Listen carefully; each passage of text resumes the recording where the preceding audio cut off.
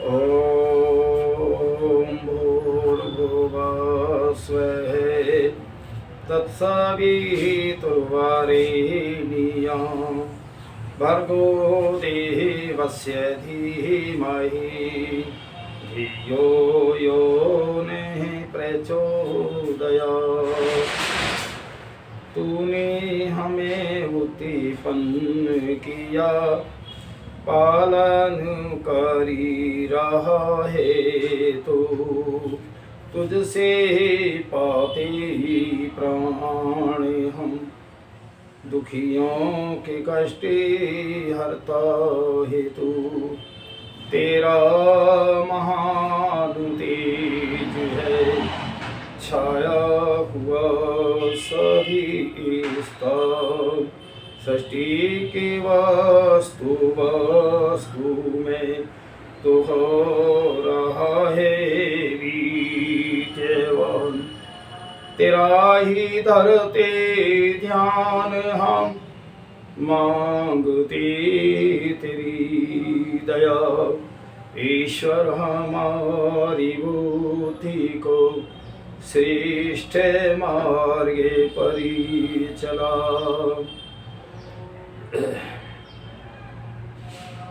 आज मैं आर्यवेद दर्शन पर जो मेरी चर्चा होगी वो है जीव की मुक्ति,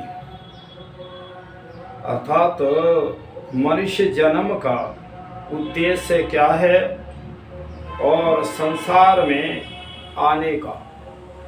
देखिए, जो परमपिता परमात्मा ने हमें मनुष्य का जन्म दिया है, बहुत उस प्रभु की कृपा है। अगर हम कई बार तो लोग ये सोचते रहते हैं भाई पड़ोसी को इतना दिया, मुझे इतना ना दिया, उसको उतना दिया, लेकिन ये सोचोगे तो तुझे ये अमूल्य शरीर मानव का दिया है। अगर तू ये इसको वो समझता है कि भाई ये गलत है या घटिया है, तो और अन्य योनियों से जो है तू तुलना करके देख। जो पशु हैं, पक्षी हैं, आत्मा उनमें भी ऐसी है और आत्मा मनुष्य में भी है, तो उनसे जो है तू तुलना करके देख गए परमात्मा ने कितनी दया की है हम पे। तो इसलिए आज का विषय यही रहेगा, जीव की मुक्ति, अर्थात इन जन्म मरण के बंधन से जीवात्मा कैसे छूट सकता है। आज के वीडियो में यही चर्चा रहेगी मेरी। जीव के अतिरिक्त अन्य कौन अनादि अनंत है? देखिए, एक ये तीन चीजें अनादि हैं। एक तो ईश्वर है अनादि और अनंत है वो तो। एक जीवात्मा अनादि तो है पर अनंत नहीं है, ये सीमित है इसका वो ज्ञान। तो इस पे चर्चा रही। ईश्वर, जीव, प्रकृति, ये तीनों ही अनादि अनंत तत्व हैं। इनका कोई आदि अंत नहीं है। कब से? क्योंकि जब जीव जो चीज बनी नहीं तो उसकी गणनाएं क्या कर सकें, ये तो अनादि है। ईश्वर, जीव चेतन तत्व हैं और प्रकृति जड़ है। इन तीनों के संबंध में ये प्रमाण है, द्वा सुपर्णा सयुज्या सखाए समानम वृक्षम परिसर से जाते तयोरन्य पीपलम स्वादुन स्नय नन्यो अभिचाकसिति। ये ऋग्वेद का मंत्र है। तो उसमें आया है, एक साथ रहने वाले परस्पर भिन्न दो पक्षी। तो दो पक्षी कौन हैं? एक ईश्वर और जीव, समान एक ही जगत रूपी वृक्ष पर आश्रय लिए हुए हैं। उन दोनों में से एक जीवात्मा उस वृक्ष के फलों का भोग करता है और दूसरा ईश्वर ने भोगता हुआ केवल उसे देखने वाला साक्षी है। जैसे स्वादिष्ट फलों को और ये संसार रूपी वृक्ष के फलों को जीवात्मा ग्रहण करता है, आनंद लेता है। परमात्मा ना इसका आनंद लेता, ना इसको अपने लिए उसने सृष्टि बनाई है। लेकिन वो हिसाब किताब वही रखता है, जगत तो उसी ने बनाया। इसलिए हम सभी का जो रिमोट कंट्रोल है वो परमपिता परमात्मा है। सबकी आत्माओं में, इस जगत के कण कण में, सारे विश्व के अंदर वो परमपिता परमात्मा, जैसे बिजली के तारों में बिजली होती है, करंट है, इसी प्रकार परमपिता परमात्मा सर्वत्र व्यापक है। अच्छा, जैसे तारों में बिजली नहीं दिखाई देती है, और जब हमें कहीं करंट लगता है या बल्ब जलता है, पंखा चलता है, कह रहे हैं बिजली आ रही है। इसी प्रकार जो संसार जो है, ये इसमें जो बल्ब है, सूर्य है, चंद्रमा आदि गति, अग्नि, जल, वायु, पृथ्वी, आकाश, सब में गति देने वाला परमपिता परमात्मा है। तो सभी शेषन सारी संसार का वही है। तो उसको जब ये जीवात्मा जान लेता है, समझ लेता है, और उसके बताए रास्ते पे, वेदों के बताए रास्ते पे चलता है, तो मुक्ति हो जाती है, जन्म मरण के बंधन से छूटना, इसी का नाम मुक्ति है। तो फिर इस जगत के विभिन्न फलों स्वादों का भोक्ता जीव है, वह अपनी इच्छा अनुसार संसार में विभिन्न प्रकार के अच्छे और बुरे कर्म कर सकता है, परंतु परमात्मा जगत के फलों का भोक्ता नहीं है। वह तो जीव आत्मा को उसके अच्छे बुरे कर्मों का फल दाता है। तो परमात्मा प्रकृति को वो अपने लिए नहीं बनाई, परोपकार में सारे जीवों के लिए बनाई है, जीवों के कल्याण के लिए बनाई है। जगत में विभिन्न प्रकार के जन्म दशा वाले मनुष्य, पशु, पक्षी, कीट, पतंग और वृक्ष, वनस्पति, अमीर, गरीब, विद्वान, मूर्ख, बलवान, निर्बल, अंधा, लंगड़ा, बहरा, कोढ़ी आदि सब अपने अपने कर्मों के फल पाने के कारण ही हैं।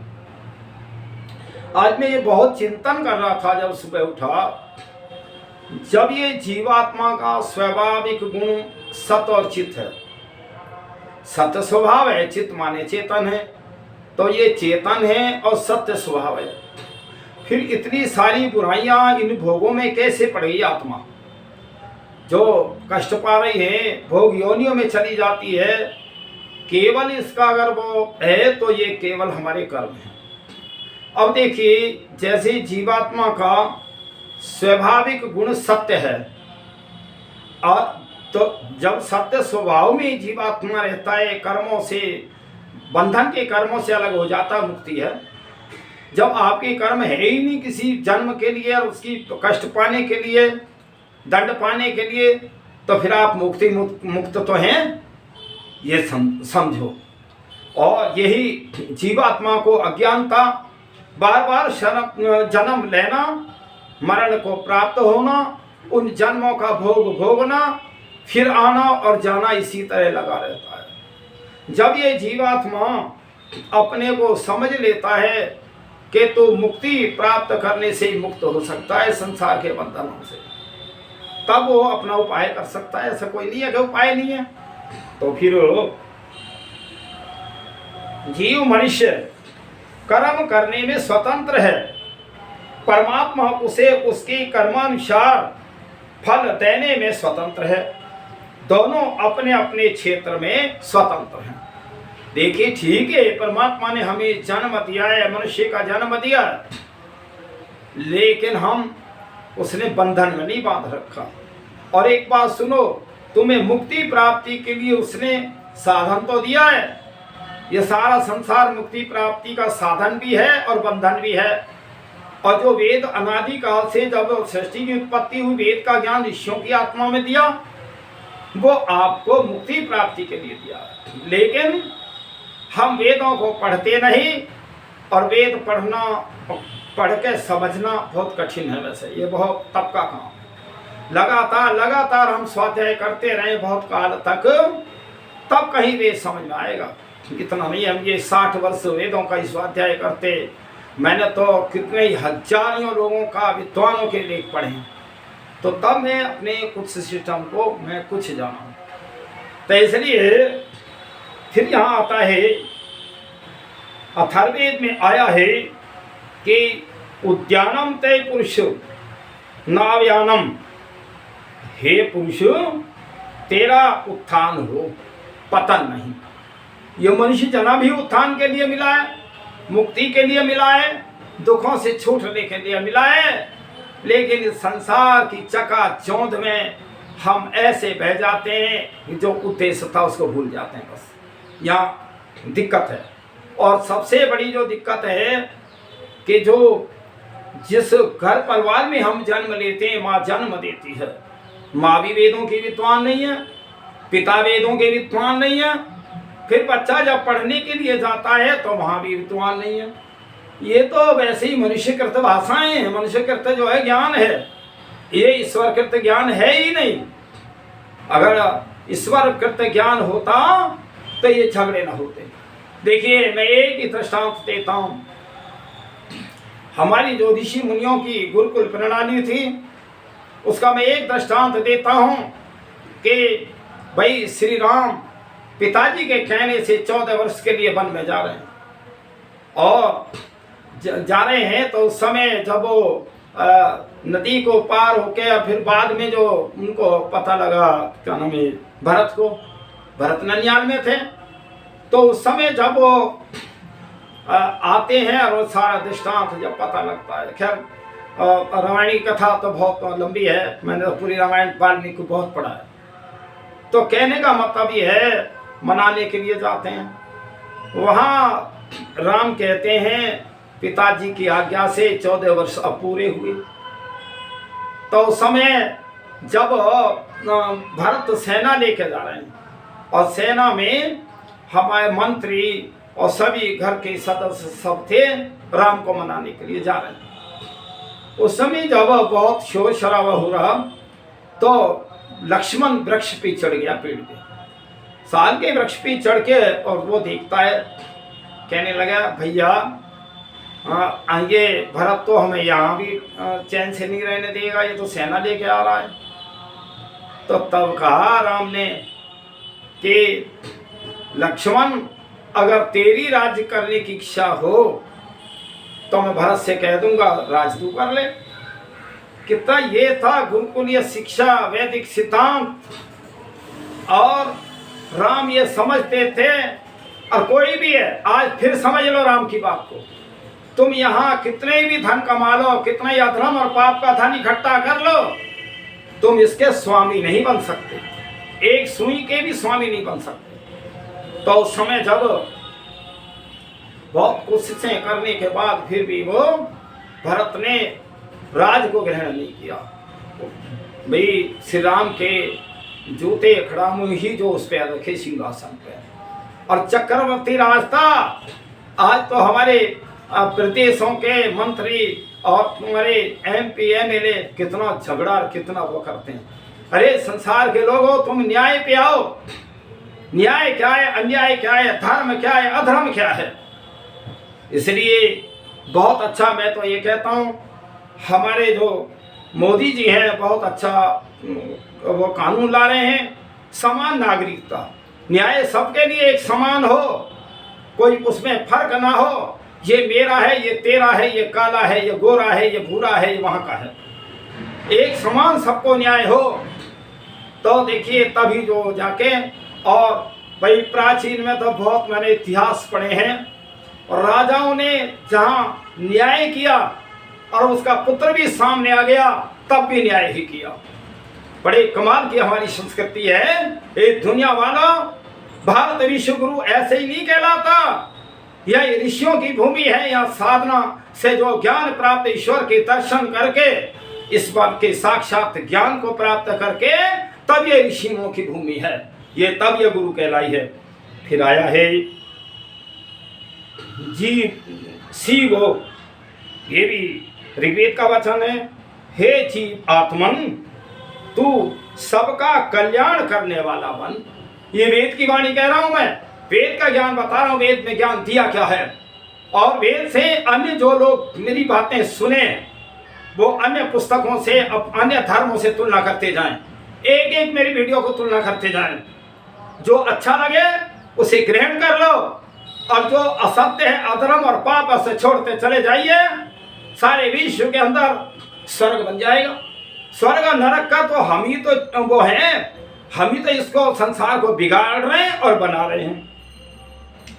फिर आता है त्वम सोम करतो भी शुक्र प्रभु, ये भी ऋग्वेद का वो है मंत्र है।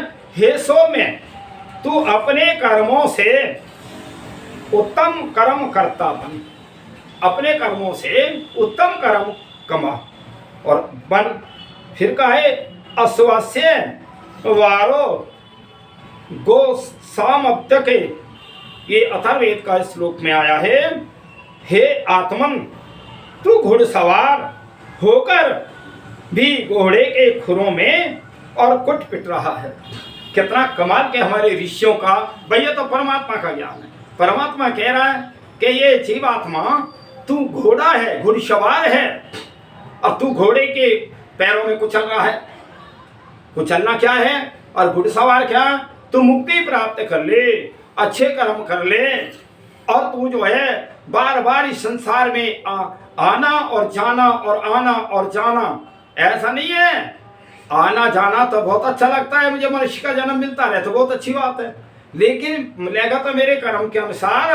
अगर मनुष्य के जन्म न हुए तो फिर अन्य योनियों से आप तुलना करके देखें। मनुष्य योनि तो चंदन का वन है, और इसमें हम काम, क्रोध, लोभ, मोह, अहंकार और हिंसा करके, कत्लेआम करके और गलत सलत काम करके इसके कोयला बना रहे हैं।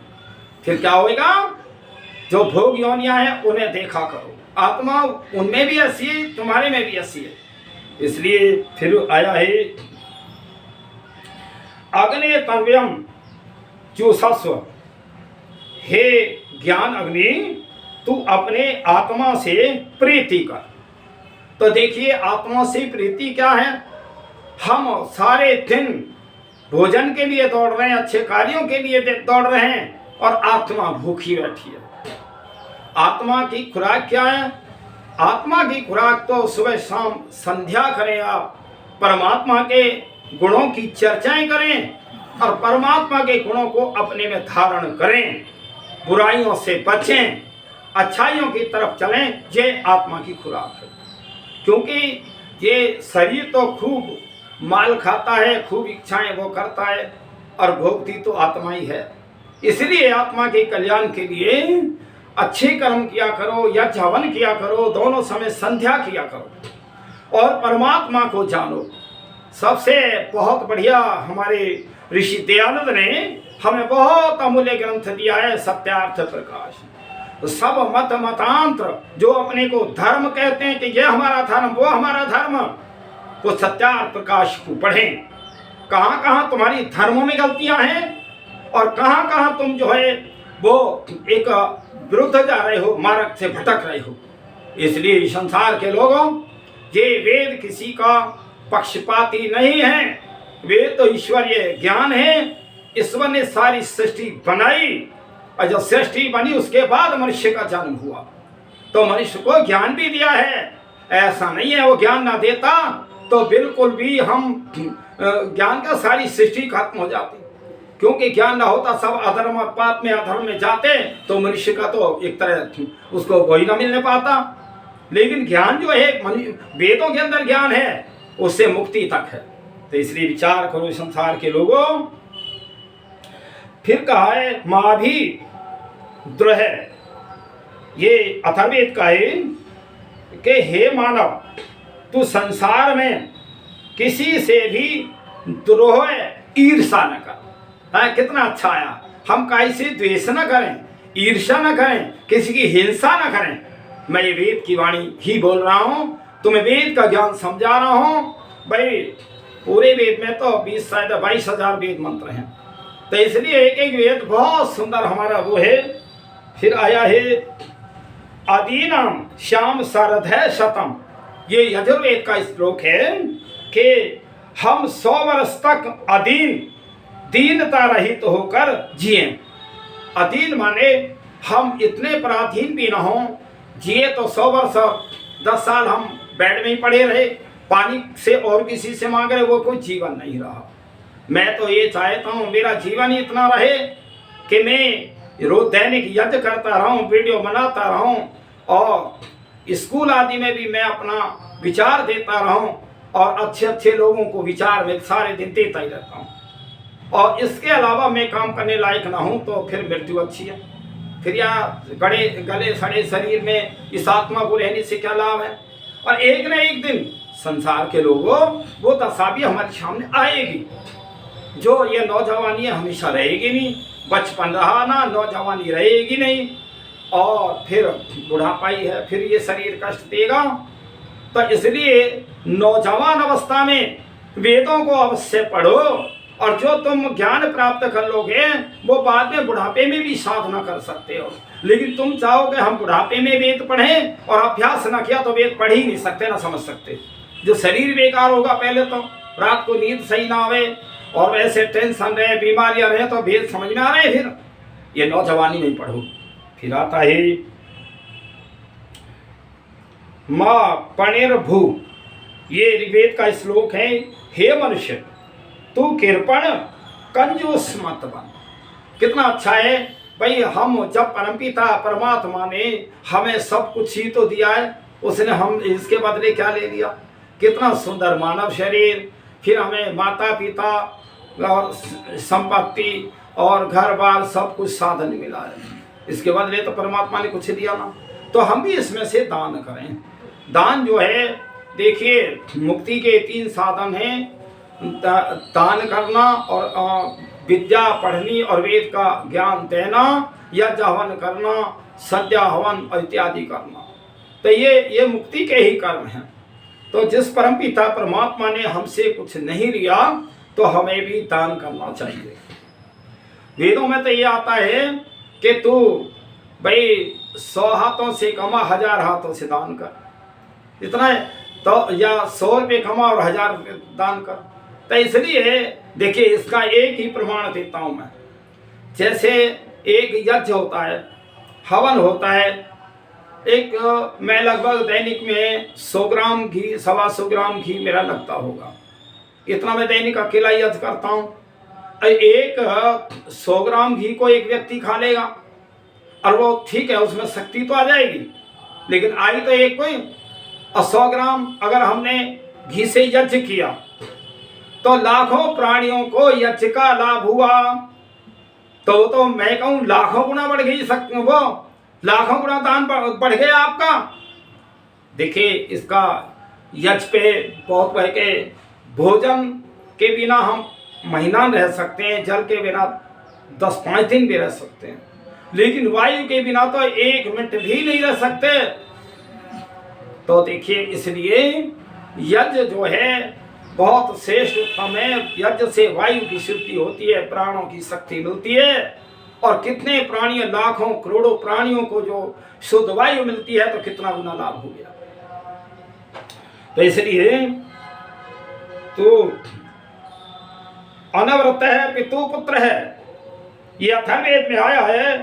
पुत्र पिता के आदर्शों का अनुवर्तन करने वाला हो, मतलब पुत्र जो पिता की आज्ञा का पालन करने वाला हो, उनके कर्म कामों का करने वाला हो। भाई मैं तो एक बात कहता हूँ इसमें, जब कई लोग वो भाई भारतवर्ष में वो जो अंत्येष्टि क्रिया के बाद में पारेवान शोक सभा करते हैं, तो मैं उस समय कई लोग पगड़ी बांधते हैं, उसको पगड़ी पुत्र को बांधते हैं। मैं कभी ये पगड़ी बांधो मत बांधो, लेकिन ये विचार करो कि हमारे जो पिताजी थे वो कितने यज्ञ हवन करने वाले, शुभ कर्म करने वाले हो। आज जिम्मेदारी मेरी है, तो वो जो है पिता की जो अनुवृत्ति और उनकी जो कर्म थे उनका पालन करने वाला पुत्र हो, तब पुत्र कहलाने का अधिकारी है। फिर असमा भवतु नस्तनु, ये अथर्ववेद में आया है। हमारे शरीर पत्थर के समान दृढ़ हों, मत हमारी मांसपेशियां मजबूत हों, शरीर को हम खराब भी ना करें। तो इसलिए तभी तो हम वेद पढ़ सकें, तभी हम मुक्ति प्राप्त कर सकें। शरीर तो ये साधन है हमारा, या खराब कर लोगे, या जो है कहीं हम अनावश्यक इसको इस्तेमाल करते हैं, बर्बाद करते हैं, तो कैसे मुक्ति मिलेगी। ये तो भाई गाड़ी है शरीर की। स्वयं वाजेस्तनम व कल्प यश, ये यजुर्वेद में आया है। हे शक्तिमान, अपने शरीर को अपने आप ही समर्थ बनाओ। मेरी शरीर को कोई और समर्थ नहीं बनाएगा। मैं अपने विचारों से, खान पान से, आसान व्यायाम प्राणायाम से, अच्छे विचारों से इसे बढ़िया बना सकता हूँ। तो मैं फिर कहे, जब ये सारी बातें होंगी तभी ये जीव आत्मा और मनुष्य स्वयं कर्म करने में स्वतंत्र है और फल भोगने परतंत्र है, परमात्मा के अधीन है। फिर हमारा मानना है, जैसे फिर देखिए अग्नि के पास जाने होने से हमें उसके उष्णता, गर्मी गुण की प्रतीति हो जाती है। जल में हाथ डालने से उसकी शीतलता का अनुभव होता है। इसी प्रकार संसार के अन्य अनेक पदार्थ हैं जिनके गुण विषयों का हम दिन रात प्रत्यक्ष अनुभव करते रहते हैं, परंतु परमात्मा हमारे अंदर बाहर सब और विद्वान है और उसका आनंद गुण सर्वातिशय सबसे अधिक है। पर अपने इस विशेष आनंद गुण के साथ वह हमारे भीतर है और फिर भी उसका यह गुण हमें स्पर्श नहीं करता, प्रतीत नहीं होता। ऐसा क्यों है? तो देखिए ये प्रश्न है कि जब परमपिता परमात्मा हमारे अंदर बाहर सब जगह वो विराजमान है, फिर हमें उसके दर्शन क्यों नहीं होते? यहाँ प्रश्न आता है। उत्तर है, संसार में दो प्रकार के पदार्थ हैं। एक तत्व वस्तु होते हैं जो जड़ हैं। तत्व वस्तु में क्या है? अग्नि, जल, वायु, आकाश, पृथ्वी, ये तत्व जड़ हैं। और ये पांच और तत्व, और इनसे बने शरीर आदि सब पदार्थ भी जड़ हैं। ये चेतना रहित हैं। जो देखिए इन पांच तत्वों में ही मेरा ये शरीर चल रहा है। तो ये शरीर तो मेरा जड़ है, लेकिन चलाने वाला, शक्ति देने वाला परमपिता परमात्मा या आत्मा शरीर के अंदर। तो देखिए फिर रह जाता है, होते हैं ये निर्जीव होने से अपने आप कुछ नहीं कर सकते। इन्हें कोई अन्य ही संभालता है। शरीर सहित जीव आत्मा अथवा परमात्मा ही और इनको बनाता है, संभालता और बिगाड़ता है। इन सब के अपने अपने गुण भी और सबके समक्ष प्रकट हैं, प्रकाश आदि होते हैं और ये अपने गुणों को छिपा नहीं सकते और ये जहाँ भी होंगे वहाँ इनके प्रकट गुणों से सभी लाभ उठाते हैं। तो अर्थात जो ये संसार चल रहा है, गतिमान है, और हमारी जो आवश्यकताएं हैं वो परम पिता परमात्मा पांचों तत्वों से पूरी कर रहा है। तो ये तत्व जो है उपकार के लिए हैं और हमें आवश्यकता के हैं। फिर आता है चेतन। चेतन में ईश्वर और मनुष्य। जीव आत्मा से चेतन ज्ञानवान और क्रियाशील होते हैं, जो चेतन से ज्ञानवान और क्रियाशील होते हैं। देखिए अब मैं बोल रहा हूँ तो मेरे अंदर आत्मा है चेतन, उसी की शक्ति से बोल रहा हूँ, परमपिता परमात्मा की शक्ति से बोल रहा हूँ। अगर ये जीवात्मा शरीर छोड़ दे तो ये शरीर किसी आत्मा निकल जाए तो ये शरीर किस काम का है? मिट्टी है। तो इसमें गति किसकी है? जीवात्मा की। और ऐसे ही ये संसार जो है ये परमपिता परमात्मा का शरीर है।